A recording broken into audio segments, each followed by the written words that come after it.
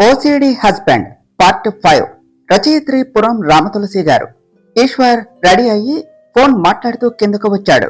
Yeah నేను ఆఫీస్కు వచ్చాక ఆ ప్రాజెక్ట్ గురించి మాట్లాడుకుందాం అని అంటూ ఫోన్లో మాట్లాడుతూ ఉన్న ఈశ్వర్ను చూసి, ఏమిట్రా ఆఫీస్కు వెళ్తున్నావా ఏమిటి అని అడిగారు కృష్ణమరాజు గారు. అవును తాతయ్య అని చెప్పి కృష్ణమరాజు గారి పాదాలకు నమస్కారం చేశాడు ఈశ్వర్. లేదు, ఈరోజు నువ్వు ఆఫీస్కు వెళ్ళటానికి వీల్లేదు అన్నారు కృష్ణమరాజు గారు. అదేమిటి తాతయ్య అలా అంటావు? ఈరోజు నాకు ఆఫీసులో అర్జెంటు మీటింగ్ ఉన్నది అని చెప్పాడు ఈశ్వర్. ఈరోజు మధ్యాహ్నం రామయ్య వాళ్ళ ఫ్యామిలీ అంతా నీకు ధాత్రికి బట్టలు పెట్టడానికి వస్తున్నారు, కాబట్టి ఈరోజు నువ్వు ఇంట్లోనే ఉండాలి అన్నారు కృష్ణమరాజు గారు. సరే తాతయ్య, అయితే వాళ్ళు వచ్చేది మధ్యాహ్నం కదా, నేను ఈలోపు మీటింగ్ ఫినిష్ చేసుకొని వస్తాను, అది చాలా ఇంపార్టెంట్ అని చెప్పాడు ఈశ్వర్. సరే అయితే అలానే కాని మధ్యాహ్నంకు మాత్రం నువ్వు ఎట్టి పరిస్థితుల్లో ఇంట్లో ఉండాలి అన్నారు కృష్ణమరాజు గారు. సరే తాతయ్య అన్నాడు ఈశ్వర్. అమ్మ ధాత్రి, ఈశ్వర్కి కూడా కాఫీ తీసుకునిరా అన్నారు కృష్ణమరాజు గారు. సరే తాతయ్య అని కిచెన్ లో నుండి అరుస్తూ చెప్పింది ధాత్రి. అది విన్న ఈశ్వర్, ఏమిటి ఈ ధాత్రికి కాఫీ తీసుకురమ్మని చెప్తున్నాడు తాతయ్య, తనకి వంట రాదు కదా అని ఆలోచిస్తూ ఉన్న ఈశ్వర్ ముందు కాఫీ కప్పుతో నిలబడింది ధాత్రి. ఈశ్వర్ ఆ కప్పుని తీసుకోవటానికి ఆలోచిస్తూ ఉండగా, ఒరే మనవడా, ఈరోజు మనవరాలు కాఫీ అద్భుతంగా చేసింది, మొదటిసారి పెట్టినా చాలా చక్కగా పెట్టిందిరా అని చెప్పారు కృష్ణమరాజు గారు. అది విన్న ఈశ్వర్, అదంతా నిజమేనా అన్నట్టుగా ఆ కాఫీ కప్పును తీసుకుని ఒక సిప్ వేసి ఆశ్చర్యపోతూ ధాత్రి వైపు చూశాడు. ఇటు ధాత్రి కూడా ఈశ్వర్ ఏం చెప్తాడా అని ఎదురు చూస్తూ ఉన్నది. ఏమిటి ఈ కాఫీ తినే పెట్టిందా? ఫస్ట్ టైమే కాఫీ ఇంత బాగా ఎలా కుదిరిందబ్బా అని అనుకుంటూ ధాత్రి వైపు ఒక్కసారి చూసి మిగిలిన కాఫీ తాగుతూ ఉన్నాడు ఈశ్వర్. ఈశ్వర్ తాను చేసిన కాఫీ గురించి ఏమీ చెప్పకపోవటంతో ధాత్రి నిరాశతో అలానే నిల్చొని ఉన్నది. అది గమనించిన కృష్ణమరాజు గారు, ఎరా కాఫీ తాగావు, తను అంత కష్టపడి పెట్టింది కదా, అది ఎలా ఉందో చెప్తే తను సంతోషపడుతుంది కదా అని అన్నారు. దానికి ఈశ్వర్, కాఫీ బాగానే ఉన్నది తాతయ్య అని చెప్పాడు. అది చెప్పవలసింది నాకు కాదు, నీ భార్యకు అన్నారు కృష్ణమరాజు గారు. కాఫీ బాగుంది అని ధాత్రి వైపు చూసి చెప్పి కాఫీ కప్పును తన చేతిలో పెట్టి ఫోన్ చూసుకుంటూ ఉన్నాడు ఈశ్వర్. ఈశ్వర్ తన కాఫీ బాగుంది అని చెప్పాడని సంతోషపడుతూ, థ్యాంక్ యూ బావా అని చెప్పి కిచెన్ లోనికి వెళ్లిపోయింది ధాత్రి. అదంతా దూరం నుండి గమనిస్తూ ఉన్న చిత్ర, చంద్రికలు కోపంతో పళ్ళు నూరుకున్నారు. ఏమిటి చిత్ర, నువ్వేమో వాళ్ళిద్దరి మధ్య ఎలా గొడవలు పెట్టాలా అని చూస్తూ ఉంటే ఈ ధాత్రి ఆల్రెడీ తన చేతి కాఫీతో ఈశ్వర్ దగ్గర మంచి ఇంప్రెషన్ కొట్టేసింది అన్నది చంద్రిక. ఒక్క కాఫీ తాగితేనే బావకు ధాత్రి మీద మంచి ఇంప్రెషన్ వచ్చేసింది అనుకున్నావా అత్త? ధాత్రి ఏం చేసినా ఆమెపై బావకు మంచి ఒపీనియన్ కలగదు అని చెప్పింది చిత్ర. అదేమిటి అని అర్థం కానట్టు అడిగింది చంద్రిక. అంతకుముందు మనం వేసిన లెటర్ ప్లాన్ అప్పుడు సక్సెస్ కాకపోయినా ఇప్పుడు ధాత్రిని బావని విడతీయడానికి బాగా పనికొస్తుంది అని చెప్పింది చిత్ర. ఏమంటున్నావు చిత్ర, అర్థం కావట్లేదు అని అయోమయంగా అడిగింది చంద్రిక. అయ్యో అత్త, అసలు బావ ధాత్రిని ఎందుకు పెళ్లి చేసుకున్నాడో తెలుసా అన్నది చిత్ర. ఏమున్నది, ఇంట్లో వాళ్ళు పెళ్లి చేసుకోమన్నారు కాబట్టి చేసుకున్నాడు అని చెప్పింది చంద్రిక. కాదత్త, బావకి నేను ధాత్రిలా లెటర్ రాశాను కదా అన్నది చిత్ర. అవును, కానీ ఆ లెటర్ చూసి ఈశ్వర్ ఏమీ రియాక్ట్ కాలేదు కదా అన్నది చంద్రిక. అప్పుడు బావ రియాక్ట్ కానిది ఎందుకు అనుకున్నావు? ధాత్రి మీద కోపంతో అని చెప్పింది చిత్ర. ధాత్రి మీద కోపంతోనా, ఎలాగే అని అడిగింది చంద్రిక. బావ లెటర్ చదివిన తర్వాత తనకి ధాత్రి మీద చాలా బ్యాడ్ ఇంప్రెషన్ వచ్చింది, తన గురించి, తనకు ఉన్న ఓసిడి ప్రాబ్లం గురించి తక్కువ చేసి మాట్లాడింది అని ధాత్రి మీద రివెంజ్ తెచ్చుకోవటానికి బావ ఈ పెళ్లి చేసుకున్నాడు అని చెప్పింది చిత్ర. అవునా, ఈ విషయం నీకు ఎలా తెలుసు అన్నది చంద్రిక. ఇందాక నేను బావకు ఒక అర్జెంట్ మీటింగ్ ఉంది అని చెప్పడానికి బావ రూమ్ కు వెళ్ళాను, అప్పుడు ఏం జరిగింది అంటే అని అక్కడ జరిగిన విషయాన్ని గుర్తు చేసుకుంటూ చంద్రికకు చెప్పింది చిత్ర. నిజానికి అక్కడ ఏం జరిగింది అంటే, చిత్ర ఈశ్వర్ రూమ్ కు వెళ్లేసరికి ఈశ్వర్ ఆ లెటర్ ని చూస్తూ, ఒసై ధాత్రి, ఈ లెటర్ లోనే కదా నువ్వు నా గురించి చులకనగా రాసింది, నీకు నేనన్నా నా ఓసిడి అన్నా ఇష్టం లేదు అన్నావు కదా, చూడు ఇక నుండి ఈ ఓసిడి గాడు నీకు ఎలా బుద్ధి చెప్తాడో అని లెటర్ వైపు కోపంగా చూస్తూ అన్నాడు. అదంతా విన్న చిత్ర నవ్వుతూ, అంటే నువ్వు ధాత్రిని పెళ్లి చేసుకున్నది తనకు బుద్ధి చెప్పటానికా? అయ్యో బావా, ఆ లెటర్ రాసింది ధాత్రి అనుకుని తనని అపార్థం చేసుకుంటున్నావు అన్నమాట. పోనీలే, ఇది నా మంచికే, దీన్ని ఉపయోగించుకొని నిన్ను ధాత్రిని విడదీస్తా అని మనసులోనే అనుకుంటూ మళ్ళీ ఏమీ తెలియని దానిలా బావా అంటూ ఈశ్వర్ రూంలోనికి వెళ్ళింది. చిత్ర వాయిస్ విన్న ఈశ్వర్ వెంటనే ఆ లెటర్ను తీసి జేబులో పెట్టుకుని, ఏమిటి చిత్ర అన్నాడు. ఏమీ లేదు బావా, మనం స్టార్ట్ చేస్తున్న న్యూ ప్రాజెక్ట్ కి సంబంధించిన మీటింగ్ ఈ రోజు ఉన్నది, అది నీకు గుర్తు చేద్దాము అని వచ్చాను అని చెప్పింది చిత్ర. హా, నాకు అది గుర్తున్నది. 1 అవర్లో ఆఫీస్కు స్టార్ట్ అవుదాం, నువ్వు కూడా వెళ్ళి రెడీ అవ్వు అని చెప్పాడు ఈశ్వర్. సరే బావా అని నవ్వుతూ అక్కడ నుండి వచ్చేసింది చిత్ర. అది అత్త జరిగింది అని చెప్పింది చిత్ర. అది విన్న చంద్రిక, అంటే అప్పుడు మనం వేసిన ప్లాన్ వృధాగా పోలేదు అన్నమాట అని అన్నది. అవునత్త, ఆ లెటర్ బాబు ఈగోని బాగా హట్ చేసింది అని చెప్పింది చిత్ర. అవును, పాపం ఆ ధాత్రి ఏ తప్పు చేయకపోయినా ఇప్పుడు ఈశ్వర్ చేతిలో బాధపడుతుంది అన్నది చంద్రిక. అవునత్త, నాకు ఆ ధాత్రి మీద జాలిగానే ఉన్నది, కానీ ఏం చేయను, బావని తనని విడదీస్తే కానీ బావ నాకు దక్కడు. బావతో విడిపోయాక తన జీవితం బాగుండాలి అని నేను కోరుకుంటున్నా అన్నది చిత్ర. నీకు ఇదేం శాడిజమే అన్నది చంద్రిక. ఏదైనా బావ కోసమే అత్త అని చెప్పింది చిత్ర. అదంతా ఓకే, కానీ ఒకవేళ ఫర్ సపోజ్ పొరపాటున ఆ లెటర్ ధాత్రి రాయలేదు అని తెలిస్తే ఈశ్వర్ ధాత్రిని అపార్థం చేసుకున్నందుకు ఫీల్ అయ్యి తనతో ప్రేమలో పడితే అన్నది చంద్రిక. నిజమే, బావకు తెలిస్తే అంత పని జరుగుతుంది, కానీ నేను పరిస్థితిని అంత దూరం రానివ్వను అత్త. ఈలోపే ధాత్రిని బావుని విడదీసేస్తాను అని చెప్పింది చిత్ర. ఏమోనే బాబు, నువ్వేమిటో నీ ప్రేమ ఏమిటో కానీ నాకు మాత్రం మతి పోతుంది అన్నది చంద్రిక. సర్లే అత్త, పద మనం కూడా వెళ్లి ధాత్రి చేతి కాఫీ తాగుదాం అన్నది చిత్ర. సరే పద అని చిత్రతో కలిసి కిచెన్ లోనికి వెళ్ళింది చంద్రిక. కిచెన్ లో అప్పటికే భార్గవి చెప్తూ ఉన్నట్టే విని పాయసం తయారు చేస్తూ ఉన్నది ధాత్రి. మొత్తానికి పాయసం అయితే రెడీ అయిపోయింది, ఒకసారి టేస్ట్ చూడాలి అని అంటూ ఒక స్పూన్ తీసుకుని కొంచెం పాయసాన్ని తిని టేస్ట్ చేసింది భార్గవి. అది చూసిన ధాత్రి ఎలా ఉంది అన్నట్టుగా భార్గవి మొహం వైపు చూస్తూ ఉన్నది. పాయసం బాగా కుదిరింది ధాత్రి, పర్వాలేదే, వంట చెప్పింది చెప్పినట్టు చేస్తూ అదరగొట్టేస్తున్నావుగా అన్నది భార్గవి. అంతా నీ ట్రైనింగే కదా అత్తయ్య అని నవ్వుతూ చెప్పింది ధాత్రి.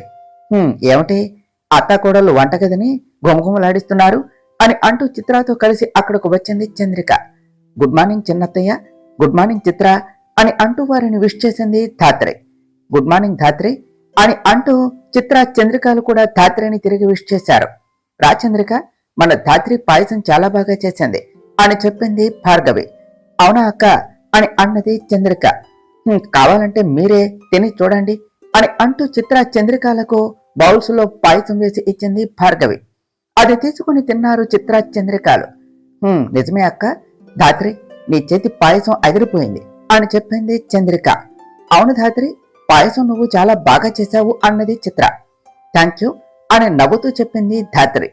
సరే ధాత్రి, ఈ పాయసాన్ని తీసుకుని వెళ్లి ఈశ్వర్కు ఇవ్వు, నేను ఈలోపు మీ మామయ్య గారికి కాఫీ ఇచ్చి వస్తాను అని చెప్పి అక్కడి నుండి వెళ్ళింది భార్గవి.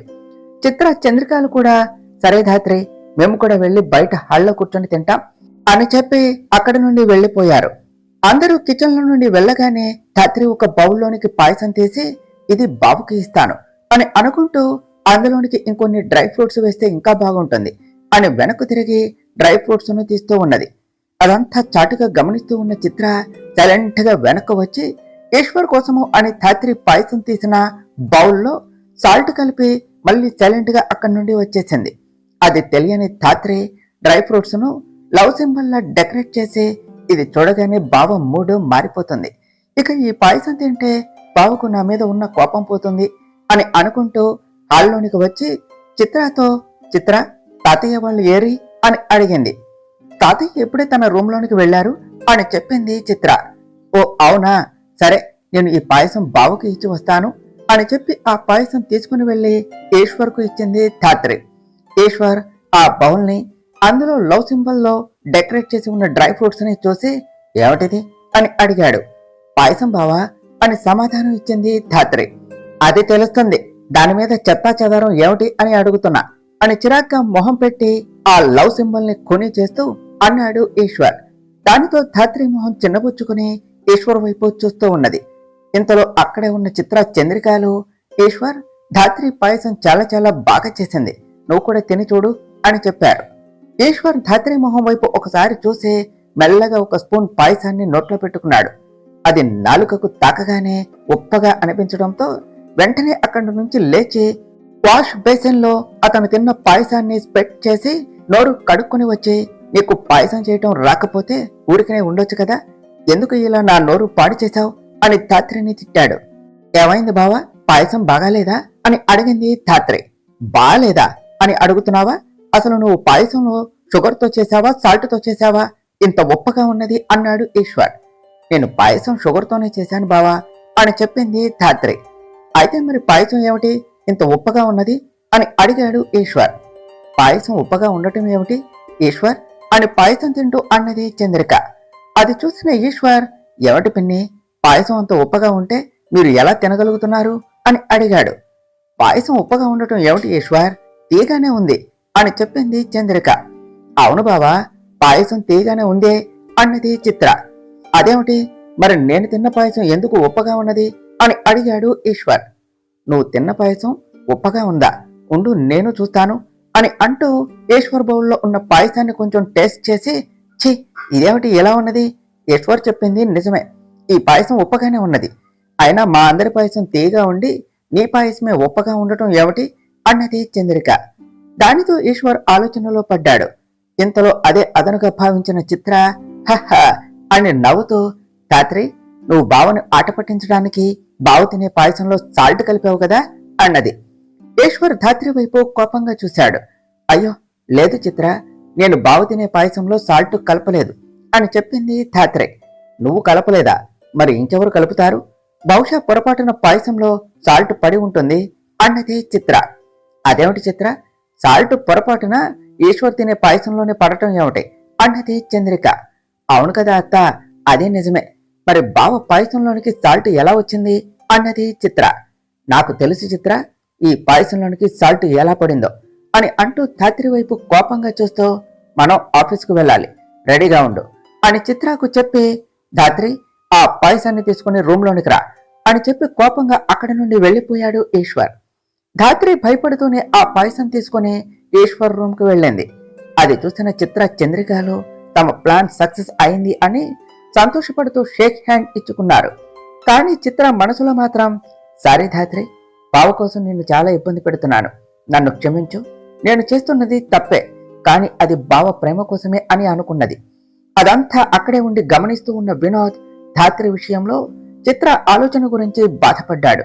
ఇటు రూమ్ లో కోపంగా అటు ఇటు తిరుగుతూ ఉన్న ఈశ్వర్ని భయంగా చూస్తూ, బావా నిజంగానే నేను నువ్వు తినే పాయసంలో ఉప్పు కలపలేదు అని చెప్పింది ధాత్రి.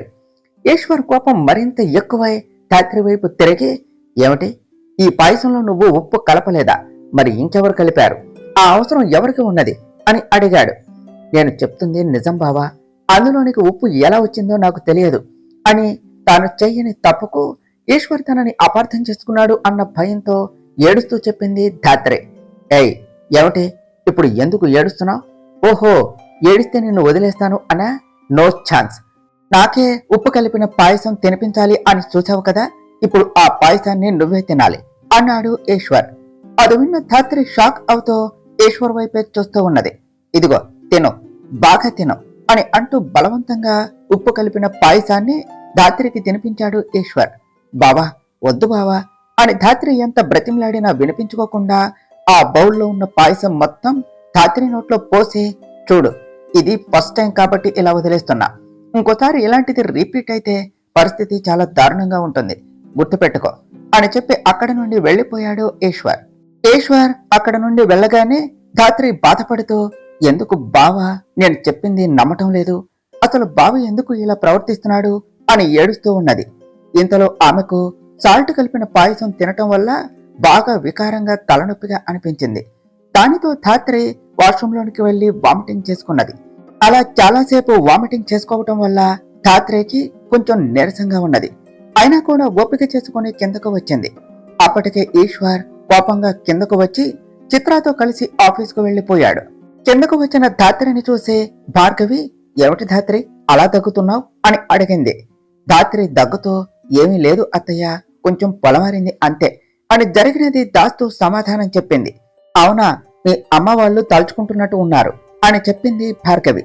అవునత్తయ్య, అదే అయి ఉంటుంది అన్నది ధాత్రి. చెప్పటం మర్చిపోయాను, ఈరోజు అమ్మ నాన్న అన్నయ్య వదినలు అందరూ ఇక్కడకు వస్తున్నారు అని చెప్పింది భార్గవి. అవునా, మరి ఈ విషయం నాకు ముందు ఎందుకు చెప్పలేదు అన్నది ధాత్రి. నీకు చెప్పటానికి ఉదయం ఫోన్ చేశారట, కానీ నువ్వు తర్వాత కాల్ చేస్తాను అని కాల్ కట్ చేసావట కదా, నాకు కాల్ చేసి చెప్పారు అని చెప్పింది భార్గవి. అవునత్తయ్య, ఉదయం అమ్మ కాల్ చేసింది, అప్పుడు నేను ఫ్రెష్ అవటానికి వెళ్ళాను, అందుకనే తర్వాత కాల్ చేస్తాను అని చెప్పా, తర్వాత ఆ విషయమే మర్చిపోయా అని చెప్పింది ధాత్రి. అవును, ఇంతకీ ఈశ్వర్ పాయసం తిన్నాడా అని అడిగింది భార్గవి. తిన్నాడత్తయ్య అని చెప్పింది ధాత్రి. పాయసం నచ్చింది అని చెప్పాడా అని అడిగింది భార్గవి. దానికి ధాత్రి జరిగినది గుర్తు చేసుకుని ఇప్పుడు అత్తయ్యకు జరిగినది చెప్తే బాధపడుతుంది కాబట్టి ఆ విషయం చెప్పకపోవటం మంచిది అని మనసులోనే అనుకుని, బాబా నేను చేసిన పాయసం తిని చాలా బాగుంది అని చెప్పాడత్తయ్య, అంతేకాదు ఇంకా పెట్టమని కూడా అడిగాడు అని చెప్పింది. నిజమా, వాడు నువ్వు చేసిన పాయసం అంత ఇష్టంగా తిన్నాడా? పోనీలే, నువ్వు ఇలా కొంచెం కొంచెం వాడికి దగ్గరవుతూ ఉండు అని చెప్పింది భార్గవి. ధాత్రి ఆలోచిస్తూ, అలాగే అత్తయ్య అని చెప్పింది. సరేలే, నువ్వు వెళ్ళి కాసేపు రెస్ట్ తీసుకో, కొద్దిగా నీరసంగా కనిపిస్తున్నావు అని చెప్పింది భార్గవి. పర్వాలేదు అత్తయ్య, నేను బాగానే ఉన్నాను, పదండి వంట చేయటంలో మీకు సహాయం చేస్తాను అన్నది ధాత్రి.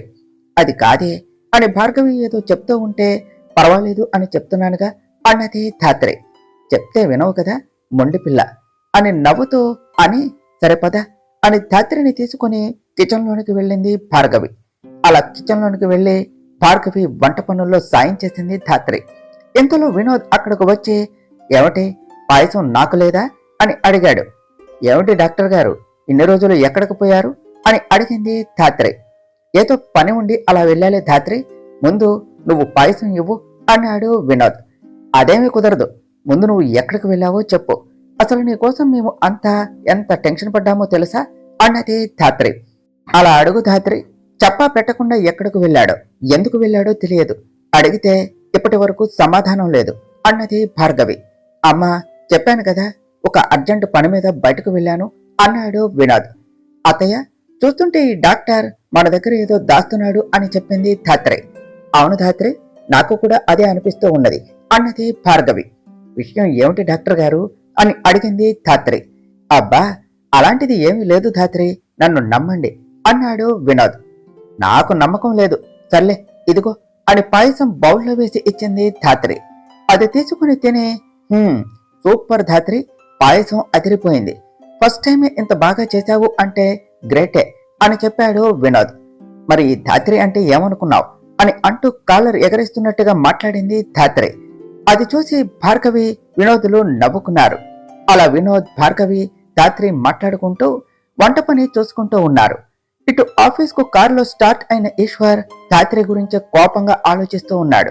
అది గమనించిన చిత్ర మనసులోనే నవ్వుకుంటూ, పైకి మాత్రం ఏమీ తెలియని దానిలా, ఏంటి బావా ధాత్రి మీద ఇంకా కోపంగా ఉన్నావా? పాపం బావా, తను కావాలి అని చేసి ఉండదు, ఏదో నిన్ను సరదాగా ఆట పట్టించాలి అనే అలా చేసి ఉంటుంది అని ధాత్రిని సపోర్ట్ చేస్తున్నట్టే మాట్లాడుతూ ఈశ్వర్ని రెచ్చగొడుతూ ఉన్నది చిత్ర. చూడు చిత్ర, నీకు ఆ ధాత్రి గురించి ఏమీ తెలియదు కాబట్టి నువ్వు తనకి సపోర్ట్గా ఉండటం మానే అని చెప్పాడు ఈశ్వర్. అది కాదు బావా అని చిత్ర ఏదో చెప్తూ ఉండగా, చిత్ర నువ్వు ఈ విషయం ఇక్కడే వదిలేసి ఆ మీటింగ్ కు సంబంధించిన ఫైల్ ని నాకు ఇవ్వు అన్నాడు ఈశ్వర్. సరే బావా అని ఆ ఫైల్ ని ఈశ్వర్ కి ఇచ్చి మనసులో ఆనందపడుతూ ఉన్నది చిత్ర. ఈశ్వర్ ధాత్రి గురించి ఆలోచించటం మానేసి ఆ ఫైల్ ని చూడటంలో బిజీ అయిపోయాడు. అలా మధ్యాహ్నం అయ్యింది. జానకి రామయ్య గారి ఫ్యామిలీ కృష్ణంరాజు గారి నిలయానికి వచ్చారు. అది చూసిన కృష్ణంరాజు గారు, రారా రామయ్య అని అంటూ జానకి రామయ్య గారి ఫ్యామిలీకి స్వాగతం పలికారు. కృష్ణంరాజు గారి మాటలు విన్న ధాత్రి కిచెన్ లో నుండి, అత్తయ్య, నానమ్మ, తాతయ్య వాళ్ళు వచ్చేసినట్టు ఉన్నారు అని అంటూ పరిగెత్తుకుంటూ హాల్లోనికి వచ్చింది. రావటంతోనే అక్కడ ఉన్న తన పుట్టింటి వాళ్ళని చూసి సంతోషపడుతూ, నాన్నమ్మ, తాతయ్య, అమ్మ అంతా ఎలా ఉన్నారు అని కళ్ళల్లో నీళ్లు తెచ్చుకుంటూ అడిగింది. మాకే బాగానే ఉన్నాం, నువ్వు ఎలా ఉన్నావు తల్లి అని అడిగారు రామయ్య గారు. నేను బాగానే ఉన్నాను తాతయ్య అని చెప్పింది ధాత్రి. ఎంతలో స్నేహ అక్క అని అంటూ వచ్చి ధాత్రిని హత్తుకున్నది. ధాత్రి కూడా సంతోషంగా స్నేహాన్ని హత్తుకుంటూ, స్నేహ ఎలా ఉన్నావే అని అడిగింది. నువ్వు లేకుండా నేను ఏమీ బాలేనక్క, నిన్ను నేను చాలా మిస్ అయ్యాను అని బాధపడుతూ చెప్పింది స్నేహ. నేను కూడా స్నేహ అన్నది ధాత్రి. ఎంతలో వేదవతి ధాత్రి తలపై చెయ్యి వేసి ప్రేమగా నిమురుతూ, ఎలా ఉన్నావు ధాత్రి అని అడిగింది. నేను బాగున్నానమ్మా అని చెప్పింది ధాత్రి. అలా ధాత్రి తన పుట్టింటి వారితో మాట్లాడుతూ ఉండగానే ఈశ్వర్ తన మీటింగ్ ని కంప్లీట్ చేసుకుని అక్కడకు వచ్చాడు. ఈశ్వర్ను చూడగానే అప్పటి వరకు ధాత్రి మొహంలో ఉన్న ఆనందం ఒక్కసారిగా పటాపంచలైపోయింది. అది గమనించిన కృష్ణమరాజు గారు అనుమానంగా ఈశ్వర్ ధాత్రిల వైపు చూశారు. ఇటు ఈశ్వర్ ధాత్రి వైపు కోపంగా చూస్తూ ఉంటే ధాత్రి కొద్దిగా భయపడుతూ ఈశ్వర్ వైపు చూస్తూ ఉన్నది. అది గమనించిన కృష్ణమరాజు గారు వీళ్ల మధ్య ఏదో సరిగ్గా లేదు అని అనిపిస్తున్నది, అదేమిటో తెలుసుకోవాలి అని మనసులోనే అనుకుంటూ, రారా రామయ్య కూర్చొని మాట్లాడుకుందాం అని అన్నారు. ఇటు లోనికి వచ్చిన ఈశ్వర్ కూడా రామయ్య జానకి గార్ల కాళ్లకు నమస్కారం చేస్తూ వాళ్ళ అందరినీ పలకరించాడు. తర్వాత ధాత్రి వైపు ఒక సీరియస్ లుక్ ఇచ్చి మళ్ళీ అందరితో మామూలుగా ఉన్నట్టు నటిస్తూ ఉన్నాడు. ఈశ్వర్ వచ్చినప్పటి నుండి ధాత్రి మొహంలో ఆనందం లేకపోవటం కృష్ణంరాజు గారు గమనిస్తూనే ఉన్నారు. అలా మాట్లాడుతూ ఉండగా భార్గవి అందరినీ భోజనాలకు పిలిచింది. దానితో జానకి రామయ్య గారి ఫ్యామిలీ, కృష్ణంరాజు గారి ఫ్యామిలీ కలిసి భోజనం చేశారు. ఆ తర్వాత వేదవతి మోహన్లో ఈశ్వర్ ధాత్రిలకు బట్టలు పెట్టి ఆశీర్వదించారు. అలా మళ్ళీ అందరూ మట్టలో పడ్డారు. కానీ ఈశ్వర్ మాత్రం ధాత్రి వైపు కోపంగా చూస్తూ ఉన్నాడు. దానితో ధాత్రి ఈశ్వర్ కళ్లకు వీలైనంత దూరంగా ఉండాలి అని అనుకుని ఈశ్వర్ కు కనిపించకుండా తిరుగుతూ ఉన్నది. అది చూసిన కృష్ణమరాజు గారు, ఏమిటిది, అసలు వీళ్ళు ఇలా ఎడమొహం పెడమొహంగా ఉన్నారు అని అనుకుంటూ ఆలోచిస్తూ ఉన్నారు. ఇంతలో రామయ్య గారు, సరేరా కృష్ణ, ఇక మేము బయలుదేరుతాము అని అన్నారు. అదేమిట్రా అప్పుడే బయలుదేరటం ఏమిటి, ఇంకాసేపు ఉండవచ్చు కదా అన్నారు కృష్ణమరాజు గారు. లేదురా, ఇప్పటికే ఆలస్యం అయినది, ఇక మేము బయలుదేరుతాం అన్నారు రామయ్య గారు. సరే అని అన్నారు కృష్ణమరాజు గారు. దానితో జానకి రామయ్య గారి ఫ్యామిలీ కృష్ణమరాజు గారి ఫ్యామిలీకి వీడ్కోలు చెప్పి అక్కడి నుండి బయలుదేరారు. వాళ్ళు అలా వెళ్ళగానే కృష్ణమరాజు గారు హాల్లో కూర్చొని, అమ్మ ధాత్రి, ఈశ్వర్ ఇద్దరూ వచ్చి ఇలా కూర్చోండి అన్నారు. దానితో ఈశ్వర్ ధాత్రిలు ఒకరి మొహం ఒకరు చూసుకొని వెళ్లి కృష్ణమరాజు గారి పక్కన కూర్చున్నారు. ఇప్పుడు చెప్పండి, మీ సమస్య ఏమిటి అని అడిగారు కృష్ణమరాజు గారు. అది విన్న ఈశ్వర్ ధాత్రిలు ఒకరి మొహం ఒకరు చూసుకుంటూ, మాకు ఏ సమస్య లేదు తాతయ్య అని చెప్పారు. అవునా, నాకైతే అలా అనిపించడం లేదే. అమ్మ ధాత్రి, ఈశ్వర్ కళ్ళల్లో నీపై కోపాన్ని చూశాను, నీ మొహంలో వాడిపై భయాన్ని చూస్తూ ఉన్నాను. అసలేం జరిగింది అని అడిగారు కృష్ణమరాజు గారు. అయ్యో, అలాంటిది ఏమీ లేదు తాతయ్య అని చెప్పింది ధాత్రి. ఈశ్వర్ కూడా, అవును తాతయ్య, అవును, మీరేదో అపోహపడుతున్నారు, మేము బాగానే ఉన్నాం అని చెప్పాడు. మీరు చెప్తున్నది నిజమేనా అని అనుమానంగా అడిగారు కృష్ణమరాజు గారు. దానికి ఇద్దరు ఒకరి మొహం ఒకరు చూసుకొని, అవును తాతయ్య అని సమాధానం ఇచ్చారు. చూడమ్మా ధాత్రి, నీకు ఈశ్వర్ వల్ల ఏమైనా సమస్యగా అనిపిస్తే నాకు చెప్పు, వాడి సంగతి నేను చూసుకుంటాను అని చెప్పారు కృష్ణమరాజు గారు. అయ్యో, అలాంటిదేమీ లేదు తాతయ్య, బావా నన్ను బాగా చూసుకుంటున్నాడు అని చెప్పింది ధాత్రి. ఈశ్వర్ అంతకుముందు ధాత్రితో అతడు ప్రవర్తించిన తీరుని గుర్తు చేసుకొని, తను ఎందుకు తాతయ్య ముందు నా గురించి నిజం చెప్పటం లేదు అని ధాత్రి వైపు చూస్తూ ఉన్నాడు. చూడు ఈశ్వర్, ధాత్రి విషయంలో నువ్వు ఏదైనా తప్పు చేస్తే నేను ఊరుకోను, తనతో జాగ్రత్తగా మసులుకో అని చెప్పారు కృష్ణమరాజు గారు. సరే తాతయ్య అన్నాడు ఈశ్వర్. సరే, ఇక నువ్వు వెళ్ళు అన్నారు కృష్ణమరాజు గారు. సరే తాతయ్య అని చెప్పి ఈశ్వర్ తన రూమ్కు వెళ్లిపోయాడు. అమ్మ ధాత్రి, నువ్వు కూడా వెళ్లి కాసేపు రెస్ట్ తీసుకో అమ్మా అన్నారు కృష్ణమరాజు గారు. సరే తాతయ్య అని చెప్పి ఇప్పుడు రూమ్లోనికి వెళితే బావ ఏమంటాడు ఏమిటో అని మనసులోనే అనుకుంటూ భయపడుతూనే ఈశ్వర్ రూమ్కు వెళ్ళింది ధాత్రి. అదంతా గమనించిన భార్గవి, ఏమిటి మామయ్య గారు సడన్ గా వాళ్ళని అలా అడిగారు అని అడిగింది. అమ్మ భార్గవి, వీళ్ళిద్దరి మధ్య ఏదో సమస్య ఉన్నట్టుగా నాకు అనిపిస్తూ ఉన్నది, అది మనకు చెప్పటం లేదు. నువ్వు మెల్లగా ధాత్రిని అడిగి తెలుసుకో, వాళ్ళ ఇద్దరి మధ్య సమస్య ఏంటో అని చెప్పారు కృష్ణంరాజు గారు. అలాగే మామయ్య గారు అని చెప్పి ఆలోచనలో పడింది భార్గవి. అదంతా చూస్తూ ఉన్న చంద్రిక, చిత్రాలు నవ్వుకుంటూ ఉన్నారు. మెల్లగా ఇంట్లో వాళ్ళు కూడా వాళ్ళ ఇద్దరి మధ్య సఖ్యత లేదు అని తెలుసుకుంటున్నారు. ఇంకా వీళ్ళ బంధం ఎంతో కాలం నిలవదు అని నవ్వుతూ చెప్పింది చిత్ర. నువ్వు చెప్పింది నిజమే చిత్ర అని నవ్వుతూ చెప్పింది చంద్రిక. ఇటు తన రూంలోనికి వచ్చిన ఈశ్వర్ ధాత్రి గురించి ఆలోచిస్తూ ఉన్నాడు.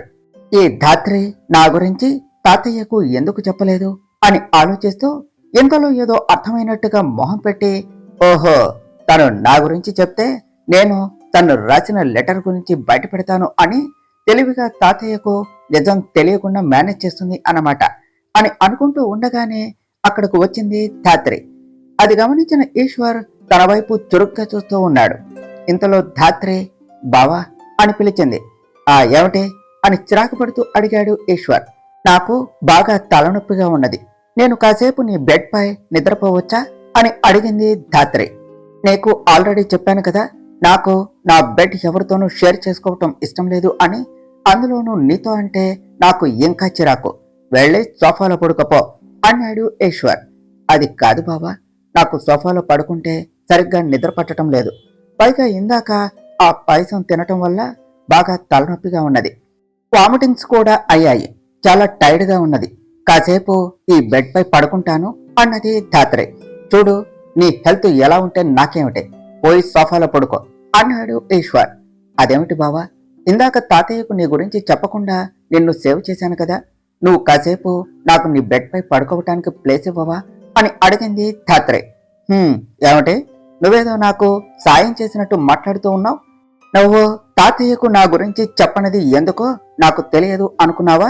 నువ్వు ఎక్కడ నా గురించి చెప్తే నేను నీ గురించి చెప్తాను అనే కదా నువ్వు తాతయ్యకు నా గురించి చెప్పనది అన్నాడు ఈశ్వర్. నా గురించా? నా గురించి బావా ఏం చెప్తాడు? ఓహో, ఆ పాయసంలో కలిపిన సాల్ట్ గురించి అనుకుంటా అని అనుకుని, అయ్యో బావా అలాంటిదేమీ లేదు, మన మధ్య జరిగినది తాతయ్యకు చెప్పటం ఎందుకు అని తాతయ్యకు నీ గురించి చెప్పలేదు అంతే అని చెప్పింది ధాత్రి. ఛా, నాకు తెలియదు అనుకున్నావా నీ నాటకాలు? నీ గురించి నాకు బాగా తెలుసు. ఆహా, తాతయ్య ముందు ఎంత తెలివిగా నటించావు. ఒక్క క్షణం నేను కూడా నీ గురించి మంచిగా ఆలోచించాను. అయినా ఇవన్నీ మాట్లాడటం అనవసరం. నేను నిన్ను పెళ్లి చేసుకున్నది నా గురించి నువ్వు లెటర్లో రాసిన దానికి నీకు బుద్ధి చెప్పటానికే, అంతేకాని నీ మీద ప్రేమతో కాదు. నీకు ఈ ఇంట్లో ఈ గదిలో స్థానం ఉండొచ్చు గాని నాపై, నా వస్తువులపై నీకు ఎలాంటి హక్కు లేదు. కాబట్టి ఎక్స్ట్రాలు చేయకుండా ఒక మూలన పడి ఉండు. లేదంటే నువ్వు నా గురించి అవమానిస్తూ రాసిన లెటర్ ఇంకా నా దగ్గరే ఉన్నది. అది అందరి ముందు బట్టి పెడతా. అప్పుడు అందరూ నీ మొహం మీదే చీకొడతారు అన్నాడు ఈశ్వర్. ఏమిటి బావా నువ్వు చెప్పేది? నేను నీకు లెటర్ రాయటం ఏమిటి? అసలు ఆ లెటర్లో ఏమున్నది చూపించు అని అడిగింది ధాత్రి. ఆహా, ఎందుకు? ఆ లెటర్ చింపేయడానికా? అదేం కుదరదు అన్నాడు ఈశ్వర్. అయ్యో బావా, నేను నీకు ఏ లెటరు రాయలేదు అని చెప్పింది ధాత్రి. ఆహా, ఏమిటి, ఇదో కొత్త నాటకమా అన్నాడు ఈశ్వర్. లేదు బావా, నేను చెప్పేది నిజం. నిజంగా నేను నీకు ఏ లెటరు రాయలేదు, నన్ను నమ్ము అన్నది ధాత్రి. నువ్వు ఎన్ని నాటకాలు వేసినా నేను నిన్ను నమ్మను. నీ మీద నా రివెంజ్ తెచ్చుకుంటా, నీకు నరకం చూపిస్తా అన్నాడు ఈశ్వర్. అది విన్న ధాత్రి ఆలోచిస్తూ ఉండిపోయింది. ఇంతలో ఈశ్వర్కు కాల్ రావటంతో కాల్ లిఫ్ట్ చేసి మాట్లాడుతూ ఆ లెటర్ ని తన పాకెట్లో పెట్టుకుని అక్కడ నుండి పక్కకు వెళ్ళాడు. అది చూసిన ధాత్రి, అంటే బావా ఆ లెటర్ నేనే రాశాను అనుకుని నా మీద రివెంజ్ తీర్చుకోవటానికి నన్ను పెళ్లి చేసుకున్నాడా? అందుకేనా బావ నాతో అంత కఠినంగా ఉంటున్నాడు? అసలు ఎప్పుడు సైలెంట్ గా ఉండే బావకే ఇంత కోపం వచ్చింది అంటే అసలు ఆ లెటర్లో ఏమున్నది? అసలు ఆ లెటరు ఎవరు రాశారు? బావా అది నేనే రాశాను అని ఎందుకు అనుకుంటున్నాడు? ఇదంతా పక్కన పెడితే ఉదయం బావ తినే పాయసంలో సాల్ట్ ఎలా కలిసింది? ఏదో కొంచెం అంటే పొరపాటున అని అనుకోవచ్చు. ఆ పాయసంలో ఎవరో కలిపినట్టుగా అంత సాల్టీగా పాయసం ఎందుకు ఉంటుంది? అంటే ఎవరో ఇది కావాలి అనే చేశారు. బావకు నా మీద కోపం పెరగాలి అనే చేశారు. దీని అర్థం ఆ లెటర్ రాసిన వాళ్లే ఇది కూడా చేసే ఛాన్స్ ఉన్నది. అది ఎవరో ఎందుకు చేస్తున్నారో తెలుసుకోవాలి. దానికన్నా ముందు నేను బావకి దగ్గర కావటానికి ట్రై చేయాలి. అంటే నేను కూడా బావదారిలోనే వెళ్ళాలి. దానికోసం నేను అమ్మ చెప్పినట్టు సైలెంట్ హీరోయిన్లా సర్దుకుపోవటం కాకుండా నాలానే నేను ఎలా ఉంటానో అలానే బావతో ఉండాలి. అంతేకాదు బావను ఎలాగైనా ఏమార్చి ఆ లెటర్లో ఏమున్నదో చూడాలి అని నిర్ణయించుకొని కావాలి అని వెళ్లి ఈశ్వర్ బెడ్ పై పడుకున్నది ధాత్రి.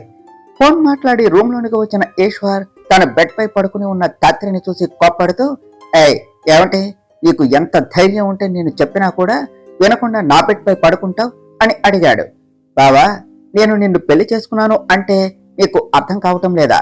నాకు ఎంత ధైర్యం ఉన్నదో అని నవ్వుతూ చెప్పింది ధాత్రి. ఏమంటే ఇప్పటిదాకా సైలెంట్ గా ఉండి ఇప్పుడు ఇంతలా రెచ్చిపోతున్నావు అన్నాడు ఈశ్వర్. జ్ఞానోదయం అయింది బావా అని వెటకారంగా సమాధానం ఇచ్చింది ధాత్రి. అది విన్న ఈశ్వర్ కోపం తారాస్థాయికి చేరుకున్నది. దాంతో ముందు నువ్వు నా బెడ్ మీద నుండి లేస్తావా లేదా అన్నాడు. లేవను. ఏం చేస్తావు అన్నది ధాత్రి. ఏం చేస్తానా, ఉండు నీ పని చెప్తా అని ధాత్రిని బెడ్ పై నుండి లేపటానికి ట్రై చేశాడు. కానీ అతను ఎంత ట్రై చేసినా ధాత్రిని లేపటం కుదరక, ఏమిటే రాత్రి ఇంత బరువుగా లేవు, ఇలా లేపగానే అలా వచ్చేశావు, ఇప్పుడేమిటి నా బలం అంతా ప్రయోగించినా నిన్ను ఎత్తలేకపోతున్నాను, ఎంత తిన్నావేమిటి ఇంత బరువున్నావు అని అడిగాడు ఈశ్వర్. ఏవో బాబా, నువ్వు ప్రేమగా సాల్టీ పాయసం తినిపించావు కదా, అప్పటి నుండి నేను అమాంతం ఇంత బరువు పెరిగిపోయాను అని చెప్పింది ధాత్రి. ఏంటి వెటకారమా అన్నాడు ఈశ్వర్. కాదు బాబా, నీపై మమకారం అని చెప్పింది ధాత్రి. ముందు నువ్వు నా బెడ్ మీద నుండి లేస్తావా లేదా అని కోపంగా అన్నాడు ఈశ్వర్. అబ్బా, ఇప్పుడు నా వల్ల కాదు బావా, నేను కాసేపు రెస్ట్ తీసుకోవాలి. నువ్వేమో చెప్తున్నా వినకుండా బలవంతంగా ఆ సాల్టీ పాయసం తినిపించావు. ఇప్పుడేమో నాకు తలనొప్పిగా ఉన్నది, కళ్ళు కూడా తిరుగుతున్నాయి, నేను లేచి ఒక్క అడుగు కూడా వేయలేను అని చెప్పింది ధాత్రి. తరువాత ఏం జరిగిందో నెక్స్ట్ పార్ట్లో తెలుసుకుందాం ఫ్రెండ్స్. డియర్ ఫ్రెండ్స్, మీకు గనుక ఈ కథ నచ్చినట్లయితే మీ అభిప్రాయాలను కామెంట్ల రూపంలో తెలియచేయండి. ఈ వీడియోను లైక్ చేయండి, షేర్ చేయండి, మా ఛానల్ను సబ్స్క్రైబ్ చేసుకోండి ఫ్రెండ్స్. Thank you.